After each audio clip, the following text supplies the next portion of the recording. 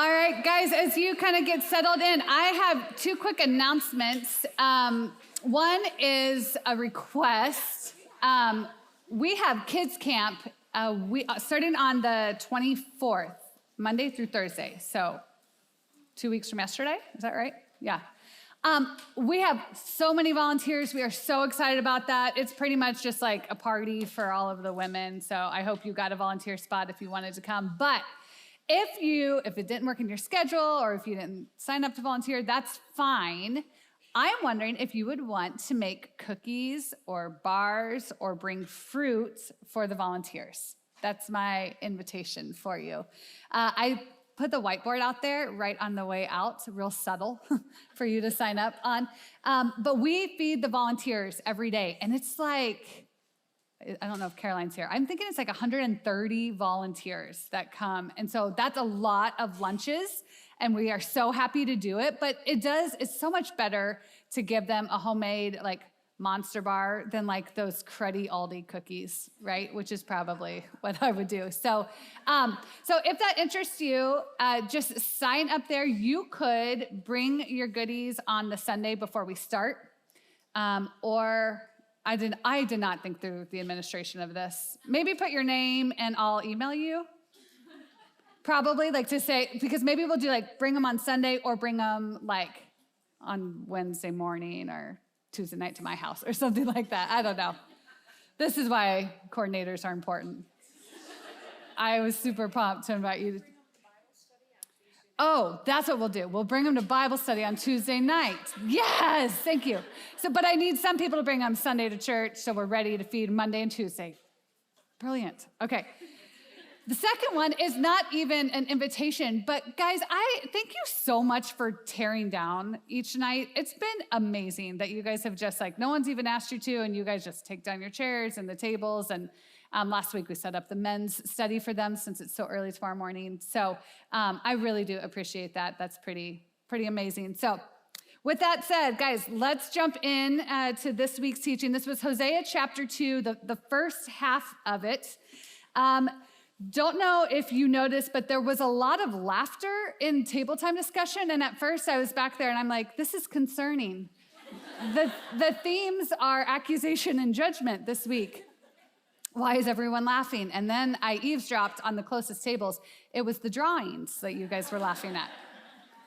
It makes sense. I wish that we could have had time to maybe do a contest and see the best drawings and the worst and put them on the screen. But I didn't think through that in time either. But I hope that your table time discussion was good. But it was poetry this week, if you didn't notice. That's not easy stuff to study. Prophetic poetry is tough, guys. I'm so proud of you for going at it, but it is hard to understand. So to make it easier for myself this week, and also maybe anyone in the room, I have decided to tell a story to hopefully make the poetry a bit more accessible. So the story I'm going to tell you is the story of exile. Okay, so as I tell the story, as we hear it together, guys, I want you to look for this question. Who will provide Gomer with what she wants and needs? I feel like this is the question that like looms, like in a daunting way, like looms on the horizon of the storyline of the whole book of Hosea. Who will provide Gomer and therefore Israel and therefore us with what we want and we need? But guys, this will only work if we act like we don't know the answer, right? If we throw out the church answer, we need to enter the tension of this question if we're going to be able to feel kind of what hangs in the balance, or like what is at risk with this question. So here we go. Once upon a time, God made a perfect home for his people. And they are given one condition, that they trust and follow God's one command, to not eat from the tree of the knowledge of good and evil. But the story kind of crashes and burns immediately, right, guys? We actually have this image in our mind, I bet all of us. What is Eve doing in this scene? She's reaching. She's reaching out for the forbidden fruit. And we're supposed to ask, why? Why would you do this? I think it was much more than hunger, right? As we know that they're in this perfect home for God's first people, they were surrounded by every tree, every fruit-bearing tree that would provide for them. So what was Eve doing? She was reaching for what she thought she needed. What did she think she was going to get in this forbidden fruit? She thought that it would make her wise, that she would be like God. Is this kind of a familiar start to the story for you so far? I hope so. So here she is, guys, believing that this fruit would make her wise and make her like God. Guys, that is so ironic because she already was given that, right? If you think about it, Eve was already an image bearer of God. So she already had wisdom and she already represented and looked like him as an image bearer, but she wanted more. She was reaching for more. She didn't want to just reflect him. She didn't want to just represent him. She wanted to be him, to rival him. This is what she believed would make her truly happy. So when we picture her grasping for that fruit, guys, we need to actually see that that is equivalent to her grasping or reaching for the throne of God. And the consequence is exile. Banishment from the garden, from Eden. She is kicked out of her home. Why would she choose this? Imagine the scene, guys. Imagine being there as her and Adam are driven out of Eden. That's how Genesis records it. Imagine the moment, and this is just where my imagination goes, guys, but imagine that moment where the shade of the garden was switched for the pounding sun of the Middle East desert. And listen for these words that we found in Hosea chapter 2 in these stories. I mean, she steps out, they step out of Eden as they're driven out, and they are exposed, they are parched. Maybe even there's thorns, as was mentioned in the curse from God, that thorns and thistles is what the ground will yield for you. Guys, this is where the story of exile begins. And this is where the storyline continues as it just unravels for 10 chapters. In Genesis chapter 11, guys, it has gotten worse and worse until it gets to a story about Babel. Are you familiar with that story? I referenced it briefly last week, guys, but what do we find here at Babel? The people of God are again reaching. They are reaching for the heavens, building a tower that will reach to the heavens. They weren't content with God's plan for them to spread out, to multiply. They hunkered down and built a tower up. Why? Well, deeper study will show us that they wanted to be God. But God slowed them. You could say God blocked their plans, blocked their path, and frustrated them by changing all of their languages. That's where our story of exile begins. Well, in Hosea chapter 2, guys, we see exile again as Gomer has left home. Interesting, though, guys, this exile was of her own making. Nobody drove her out. Nobody forced her to leave him. So why has she left her home? We asked that in our homework. Why did she leave her home and her husband? Well, it's to go and see her other lovers. We asked why. Because she credits them with giving her what she wants and what she needs. I thought that one little, I think it was verse 6, the poetry is so interesting and how it actually gives us 3 different categories of things that she wanted or needed. Things like her daily needs in the bread and the water. Things like clothing, things that would cover her, like the wool and the flax. And then things for the good life or the party supplies, right? The wine and the oil. The items for pleasure or fun. Those are the things, we got a little detail. These are the things that Gomer is reaching for. And it led her away from Hosea.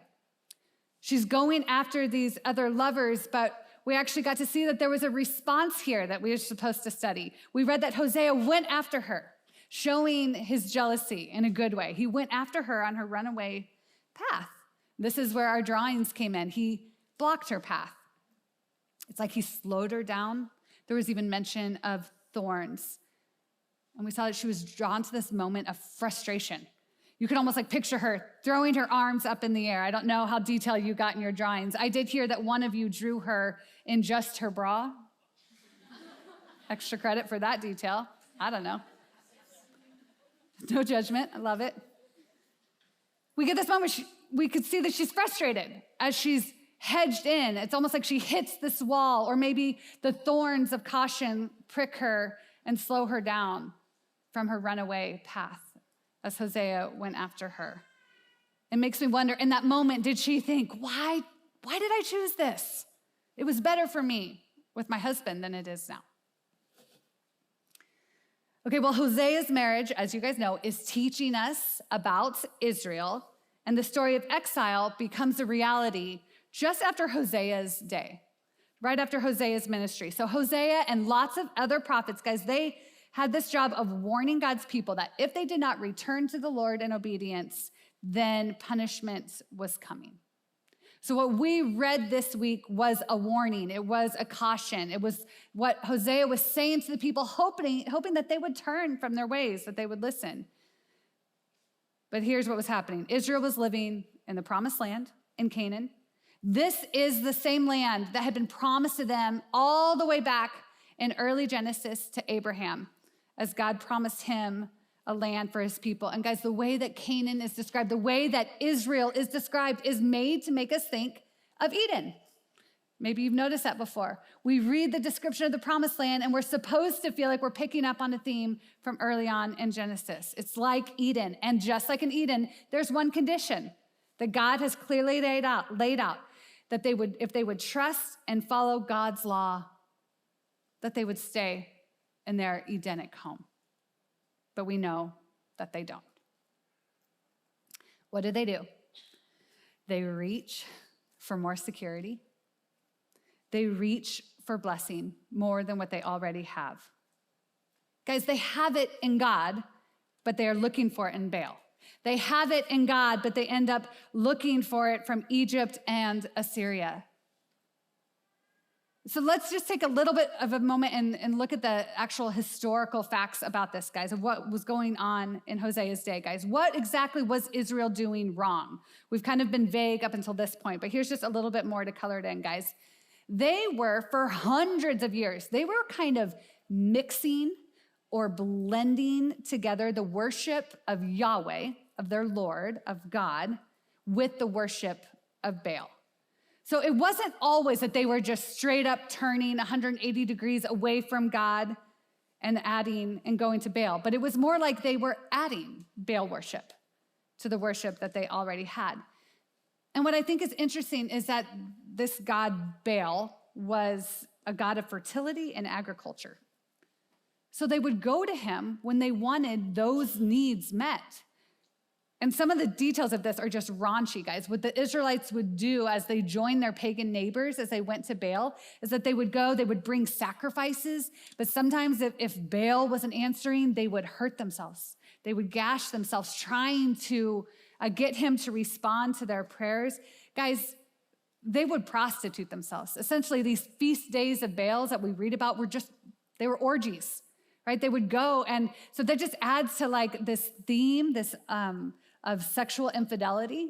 There's the metaphor of it, there's the poetry of it, and it was also literal. Imagine that. The people of God, while still worshiping Yahweh, at least a little, would go off to these feast days of Baals, dress themselves up like hookers, and have an orgy. Why? So that Baal would do what they wanted him to do. They would try and manipulate him and control him so that they would be provided for. But what exactly, here he was, I said he was the god of fertility and agriculture. They would come and they would worship him so that they would have a fruitful womb and a fruitful land. But guys, we went back and saw what was it that God promised Abraham at the very beginning? A people and land and blessing. From Genesis 12 and Genesis 15 and 17 on repeat, guys, they were leaving God. They were going to Baal for the very things that God had already promised them. They wanted a people, and God had already promised it. They wanted a land. They wanted fruit of the land, the very things that God had promised them from the beginning. And so here is our story again. We have an exile of their own making. But this time, instead of a banishment from the garden, guys, they are now banished from the entire land of Israel. They are driven from their home. And guys, this is so interesting to me, but remember we talked about Israel's in the north, but Judah in the south follows a similar pattern just a little bit later. And Judah, who also was in disobedience, guys, their exile, their time of disobedience, it just got worse and worse until they were driven off to a city called Babylon. And so now we have a repeat exactly of what has happened in the first 11 chapters of our Bible is happening here hundreds of years later. The same unraveling, the same rebellion from earlier in the Bible has led them to the exact same city, Babel or Babylon, the city of man. And the discipline was severe, just as Hosea warned. So the people of Israel, they were conquered. 722 BC, they were conquered and they were deported to Assyria, their big bad neighbor. And some of these words that we read in the poem, guys, nobody rescued them. But picture this, guys. Picture millions of people as they were marched away. They were marched out in shame. Picture them being paraded in front of the Assyrians, their other lovers, as Hosea has depicted them. Picture them being removed from their home, being driven out from their promised land from God because of their sin. And as they are being marched out, as they are being led out, as they are being beaten out by Assyria, did they have a moment of irony?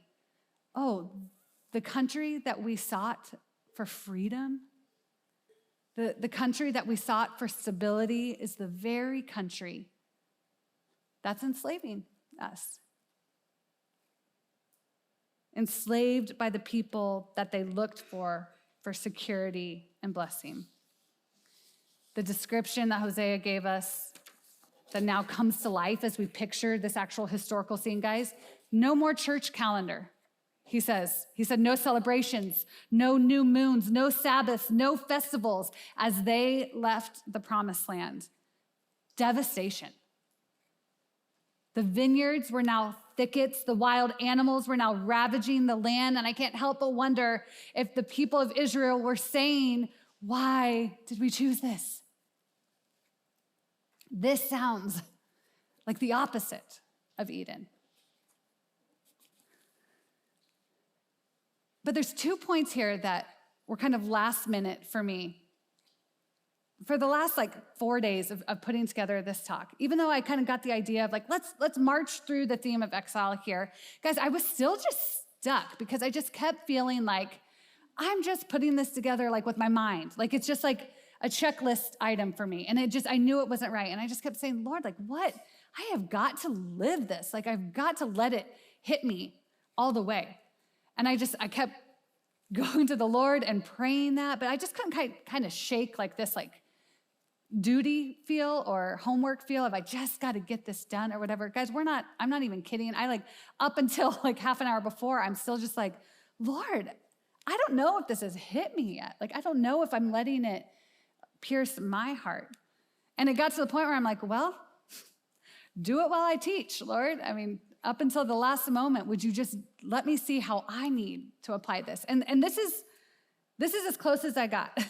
And I hope that God will do his work in my heart in it, and I hope that some of you can relate with this. But at this point in our story of exile, here's 2 things that I'm thinking about. No big conclusions yet, but 2 things that I think are worth a pause.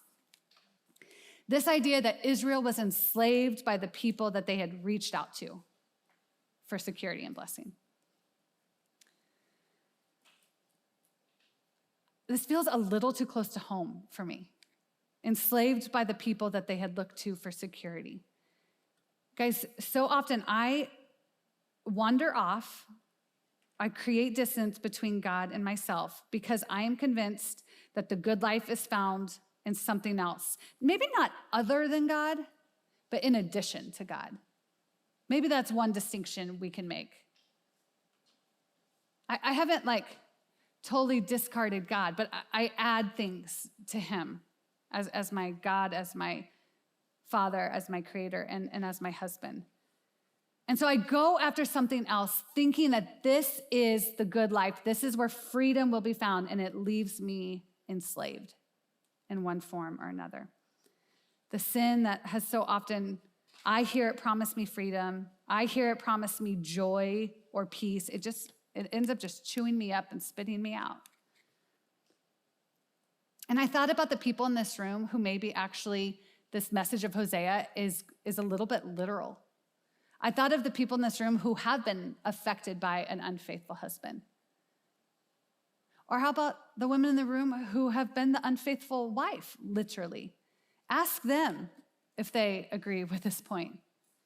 What looked like freedom, the love of another person, the love of someone else's spouse, was promises freedom. When we look for love somewhere else, immediately creates a total mess and enslaves us. This is a close story to my husband's side of the family. And I have watched as God has slowly restored the hurt that infidelity and unfaithfulness and affairs and divorces have caused in that family.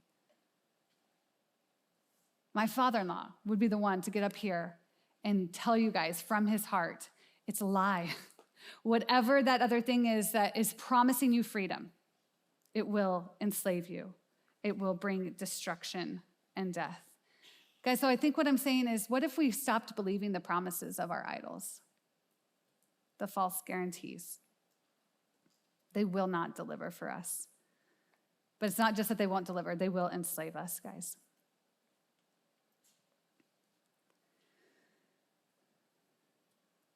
But secondly, I also wanted to talk a little bit about this question we asked in our homework of, is it wrong to want security or blessing? I found it gripping that Baal was the god of fertility as I was putting the study together for a room of women. So was it wrong for them to want security and blessing? That's what was in our homework. But do you know what question I put in before that? Before the edits, I actually wrote, is it wrong for us to want fertility? And I don't mean this in a narrow definition, but I'll color it in a little bit, guys. Is it wrong for us to want kids? Is it wrong for us to want to have good relationships with our kids or our grown kids? Is it wrong for us to want godly kids as they grow up, kids who grow up to be respectable adults? And guys, walking alongside infertility is one of the hardest parts of my friendships, is to grieve with someone who is going through infertility. And as I get older, that topic broadens a little bit. Just the different parenting concerns and stress as it becomes more and more just like part of my friends' lives. Guys, there's nothing harder to walk through, to grieve with them, wondering how God will answer their question. How would you answer this for them, for the woman at your table who has gone through whether it's actual infertility or just disappointment? If they're not getting the good life that they want, don't you feel like wanting a husband is much the same? Or once you have a husband, wanting a husband that loves you well, that leads you spiritually, that outpaces you in their love for the Lord? How do you answer that to that woman at your table? Is it wrong for them to want the security that would come with, the blessing of having a child or a house full? It wasn't meant to be a trick question, but it is meant to make us slow down and tease it out and think about it, guys. It is not wrong. It was not wrong for Israel to want fertility. It was not wrong for them to want families or a good crop. It wasn't wrong for them to want security, guys, and it's not wrong for you either. But when it becomes disordered and we make a good thing an ultimate thing, I think what happens is the good thing becomes the ultimate thing, and then we're wanting the provisions of God rather than God himself. And then what do we end up doing? But reaching. And our reach, in that moment when we are reaching for something other than God or in addition to God, guys, what we're doing is we're answering our question that we started with. Who will provide me with what I want or I need? When we reach, we are answering that. How we will answer that question will show up in our lives. There is no hiding that. If our answer is anything other than or in addition to God at the heart level, then it will eventually show up in our behavior. If the answer is anything other than God, then we will eventually distance ourselves from him in pursuit of what we want and what we need. But my question, guys, that I don't have like a bullet point answer for is, how do we know if we're in idolatry in this way? Especially when it's a good thing. So in this room, I'll just keep doing that list. In this room, I think most of us can relate with wanting a husband or wanting a godly husband or wanting kids or wanting healthy kids or happy kids or godly kids, right? That's not wrong, but it's when those become the ultimate thing that we need to come before the Lord and say, I don't know where the line is, God. I don't know if I have a pure heart in this, if this is me coming as an honest child of God or bride of a husband and saying, is it okay for me to want this? I think what's not okay is not bringing that question before God. Maybe even giving up on bringing that question before God. Or if you already have your no, maybe it's more definitive for you guys. Then I think that we could find comfort in Psalm 139, which we went to this week. Because guys, the reality is that there are idols that we know about. I mean, Jess's testimony shared this perfectly. There's idols that we are clueless about, and then there's idols that we know about, and then there's idols that we used to be clueless about, but we're catching on slowly, quickly, depends. But guys, at the bottom, at the end of it, it's still just like, I don't even know myself. I can't trust myself. But what does Psalm 139 tell us?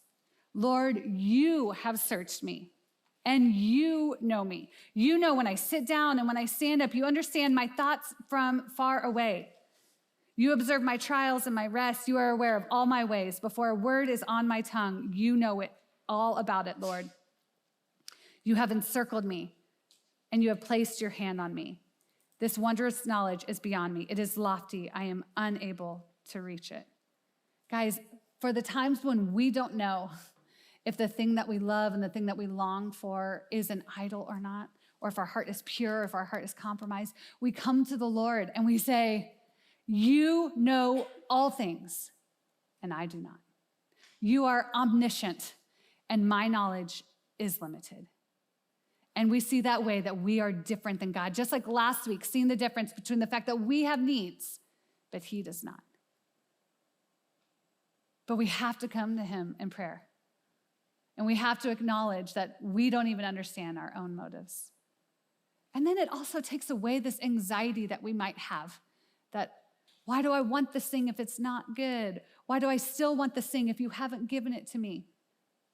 And even beyond that, guys, how do I suffer well as I either wait for this or accept that this is not in my life right now?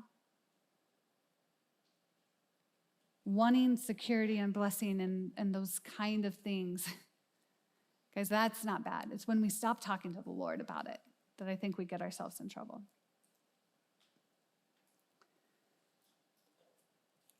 I also think that we could, going back to our drawings, guys, I think that we could watch for, if we're trying to figure out, am I compromising? Am I idolizing? In addition to prayer, guys, I think we could watch for mood swings.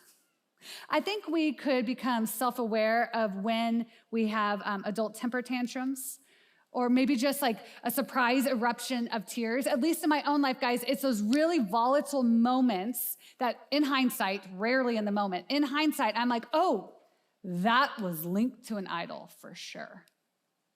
And that's what I picture when Gomer like hits that wall, when Hosea slowed her down, when she maybe got that poke of caution from the thorns, just a little bit of inconvenience, a little bit of pain, and it stops her. Guys, I think in our life that we could learn from this, that those moments of frustration or anger or paranoia, anxiety, whatever it is, guys, that's a moment to pause. Say, Lord, are you trying to get my attention? Am I running after something that would end up enslaving me? Am I running after something that I want to use to supplement your love or your power in my life? Let's be aware of those kind of flags in our moods and in our emotions. And again, just turn to prayer and ask him, Lord, you know me. You know me better than I know myself. Show me what's in my heart. Okay, so let's keep looking at this Bible-wide story of exile. But let's move to the New Testament. So on day 3 or 4, guys, we went to Luke 15 and we saw the story of the prodigal son. So guys, just like Gomer in Israel, this son, he took the gifts of the father, he took his inheritance, essentially saying, I wish you were dead, and he used it for his selfish reasons, for unholy purposes. What this son is doing is reaching for the good life, just like Gomer, just like Israel, just like Eve. And what are the results of that? He ends up in an exile of sorts. He's far from home. He's hungry. He's in need. He's left wanting. Again, guys, I'm always going to push you to imagine and let your creativity make the story come alive. Guys, what do you think he was wearing? And think of how that overlaps with the poetic phrases in Hosea chapter 2. Think of what he was wearing. Think of the shame. Think of how, as he's there, just wishing he could eat what the pigs were eating, no one was coming to his rescue. I even think of that phrase where Hosea said, I will put an end to all her celebrations. Doesn't that apply to the prodigal son? He went out to party, and here he is, hungry, thirsty, poor, alone. His time of exile had absolutely put an end to his celebrations. This story teaches us a lot about God, but what I want to just mention briefly, guys, is what it teaches us about is also about sin. The story of the prodigal son teaches us that sin separates. We could do a whole talk on the doctrine of sin, but this is what I want to hit on now because I think it fits into exile. Sin separates. Adam and Eve separated from the presence of God in the garden. Gomer separated from her home and her husband. Israel separated from the promised land. The prodigal son sin led to exile, putting physical and emotional and relational distance between him and the Father. Sin separates, as the story of exile shows us. And so I'm wondering and I'm curious how you guys are experiencing exile. I'm curious where this story hits home for you. Maybe you are wondering why God feels so far away.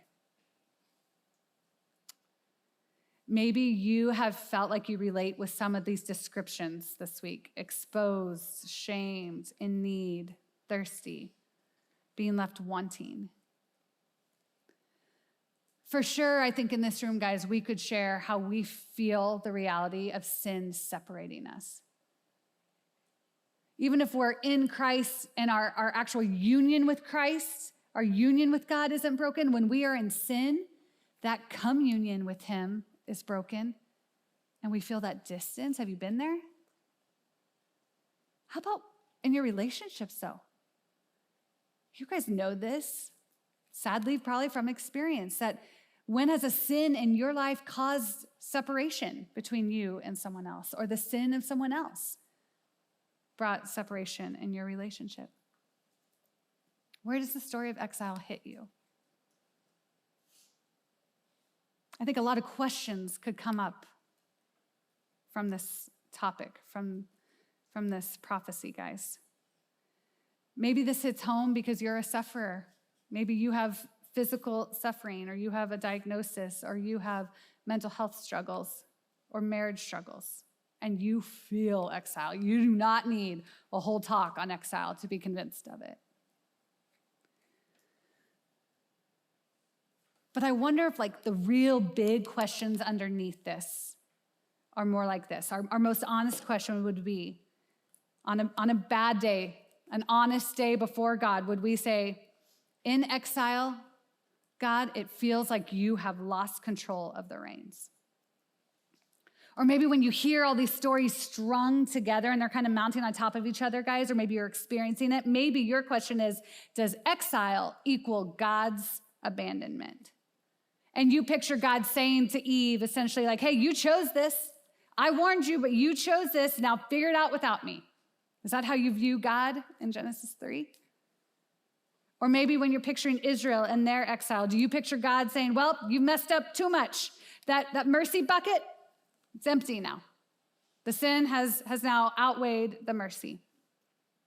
I'm all out of ideas. Is that how you picture God? In our homework, we marked up the I wills, and there was a lot of them. And I got some text messages about how many there were. And there was a couple I wills from Gomer, symbolizing Israel. But who was saying all of the other ones? God. I will, I will, I will, I will, I will. And we said, what does this teach us about him? Guys, it shows us that even in exile, God is still in charge. Even in exile, even in times of discipline, God is still on his throne. So when we ask a question like, has my sin ruined his plan? Or when I'm far from him, a season of hard-heartedness or rebellion, am I then outside of his grip? Guys, sin and rebellion and the consequences of them have never left God on his heels. That's our good news. Sin and rebellion and even the consequences and the discipline of them have never left God on his heels, grasping for plan B. There was always a plan. There was always a hope to which exile pointed. The story of exile, Eve, Gomer, Israel, prodigal son, so many other stories that we didn't go through tonight. The story of exile culminates when Jesus took on exile. An exile of his own making, in a sense, because he chose to leave his home at the right hand of God. At the cross, Jesus was stripped naked like the day he was born. No wool or no linen to cover him. Are you hearing Hosea 2, guys? At the cross, Jesus was exposed, shamed in the sight, ironically, guys, in the sight of those he loved, just like ancient Israel. He experienced hunger and thirst. At the cross, guys, he cried out to God, but God did not rescue him. He took the punishment that our sin deserved. Guys, he chose exile. He chose exile. Think of all of the exiles that we choose in a given day or year. And yet here is Jesus choosing exile because he loves you. Because he loves us, his bride. And this showed us that the story of exile will have an end. When Jesus took on that separation from God, far from home, he is telling us that the story of exile will end because he would say, I am the way, I am the truth, and I am the life, and no one comes to the Father except through me. There's our gospel in Hosea 2. So what do we do with it, guys? There's so many places that we could land on this. And honestly, for a while, I was really stuck on, I think we're supposed to land on contentment. And I had it in my notes, and I hated it the whole time. But I was like, I don't have any other ideas. I don't know. And I just kept sitting on it. And then through worship, I remembered this psalm. Psalm 84:10, better is one day in your courts than 1,000 elsewhere.